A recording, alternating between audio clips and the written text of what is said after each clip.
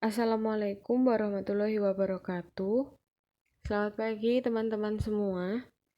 Kami dari kelompok 1 yang beranggotakan saya, Andira Ayu Hendrawan, dan rekan-rekan saya ada Arisma Sukma Akuana Putri, Dea Silvia Afinda Putri, Fania Ardani, Humaira Fatma Gardila, dan Ika Yuniasti.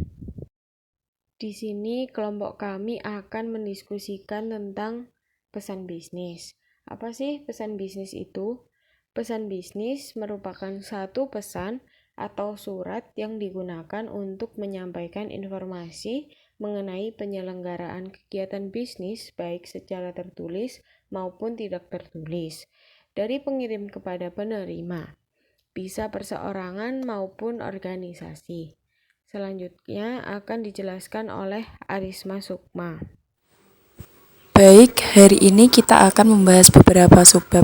Yang pertama ada subbab proses penulisan pesan bisnis. Yang kedua, proses komposisi pesan bisnis. Yang ketiga, analisis audiens. Yang keempat, penentuan ide utama pesan bisnis. Dan yang kelima, pemilihan saluran dan media komunikasi. Proses penulisan pesan bisnis. Proses penulisan pesan bisnis umumnya terdiri atas 3 tahap sederhana, yaitu 1. Perencanaan pesan. Dalam tahap ini ditentukan hal-hal yang berdasar dari suatu pesan yang akan dikomunikasikan. Secara rinci, tahap perencanaan tersebut meliputi 1. Penentuan tujuan. 2. Analisis audiens. 3. Penentuan ide pokok. 4. Pemilihan saluran dan media. Proses penulisan pesan bisnis yang kedua adalah penyusunan pesan. Setelah tahap perencanaan, selanjutnya ide atau gagasan dituangkan ke dalam pesan tertulis. Pengorganisasian dan penyusunan dokumen dimulai dari penyusunan kata-kata, kalimat, paragraf, serta memilih ilustrasi yang akan digunakan untuk mendukung ide atau gagasan. Tahap itu meliputi 2 kegiatan, yaitu mengorganisasikan pesan dan memformulasikan pesan. Proses penulisan pesan bisnis yang ketiga adalah revisi pesan. Pesan yang telah disusun dikaji ulang untuk memastikan apakah ide atau gagasan yang diungkapkan sudah memadai. Pemeriksaan lebih detail juga dilakukan atas format penulisan, tanda baca, dan tata bahasa. Berbagai kegiatan pada tahap revisi pesan adalah 1. Menyunting pesan. 2. Menulis ulang. 3. Memproduksi pesan. 4. Mencetak pesan. Selanjutnya akan dijelaskan oleh Dea Silvia. Pentingnya komposisi pesan bisnis. Pesan bisnis merupakan hal penting bagi suatu pelaku bisnis untuk menyampaikan informasi yang ingin disampaikan pada pelaku bisnis lain. Dalam hal penyusunan pesan bisnis, dibutuhkan suatu kreativitas agar menarik perhatian, mudah dibaca dan mudah dipahami. Agar pesan-pesan bisnis dapat menjadi komunikasi yang efektif, maka diperlukan pemahaman terhadap proses penyusunan pesan bisnis dalam komunikasi bisnis. Analisis audiens. Analisis audiens adalah suatu kegiatan yang dilakukan untuk memahami kepentingan nilai dan tujuan dari orang yang ingin Anda pengaruhi untuk melakukan sesuatu. Analisis audiens merupakan sebuah hal yang penting dalam ilmu manajemen atau wirausaha. Dengan melakukan analisis audiens, Anda dapat mengetahui bagaimana cara berpikir lawan Anda dan mengetahui apa yang lawan Anda inginkan untuk dapat mendukung Anda. Dari selanjutnya akan langsung disampaikan oleh Fania Ardani. Cara analisis audiens. 1. Melakukan observasi secara langsung. 2. Menggunakan sebuah data sampel. 3.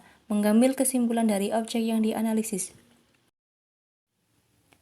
4 strategi analisis audiens. 1. Melakukan analisis pribadi. 2. Wawancara dengan audiens. 3. Wawancara dengan panitia penyelenggara. 4. Lakukan pengamatan selama presentasi. Selanjutnya, presentasi akan dilanjutkan oleh Humaira. Baik, selanjutnya saya akan menjelaskan tentang teknik untuk menentukan ide pokok. Yang pertama ada brainstorming, yaitu penentuan ide pokok dengan cara membiarkan pikiran mencari berbagai kemungkinan ide pokok secara bebas, sehingga ide yang diperoleh akan lebih bervariasi. Yang kedua adalah petunjuk atasan, yaitu penentuan ide pokok di mana pelaksana cenderung meminta petunjuk pada atasan. pelaksanaan organisasi sendiri menganut sistem senioritas. Yang ketiga, kebiasaan, yaitu penentuan sebuah ide pokok tertentu berasal dari situasi yang berulang sama dalam setiap kejadian dan berkembang dalam sebuah ide pokok. Berikutnya adalah saluran komunikasi. Saluran komunikasi di sini dibagi menjadi dua. Yang pertama adalah komunikasi lisan, dan yang kedua adalah komunikasi tertulis. Mari kita simak pengertian masing-masing dari komunikasi lisan dan komunikasi tertulis. Yang pertama, komunikasi lisan, yaitu kemampuan memberikan umpan balik atau feedback dengan segera. Saluran ini digunakan bila pesan yang disampaikan sederhana, tidak diperlukan catatan permanen, dan audiens dapat dibuat lebih nyaman. Kelebihan dari komunikasi lisan ialah sifatnya yang ekonomis. Selanjutnya, pengertian dari komunikasi tertulis, yaitu pesan-pesan tertulis juga memiliki berbagai macam bentuk seperti surat, memo, proposal, dan laporan. Salah satu kelebihan komunikasi tertulis adalah bahwa penulis mempunyai kesempatan untuk merencanakan dan mengendalikan isi pesan mereka. Selanjutnya, presentasi akan disampaikan oleh Ika Yuniasti. Baik, selanjutnya saya akan menjelaskan tentang media saluran komunikasi. Yang pertama, komunikasi lisan yang mencakup antara lain percakapan secara langsung, pidato, pertemuan-pertemuan, telepon dan surat suara atau voicemail, audio tape dan video tape, telekonferensi dan video conference. Yang kedua ada komunikasi tertulis, yakni surat-surat, memo, laporan, proposal, email, surat reguler dan khusus, serta faksimil. Sekian diskusi dari kelompok kami. Jika ada pertanyaan atau ada yang masih belum paham, bisa ditanyakan. Sekian dari kami. Wassalamualaikum warahmatullahi wabarakatuh.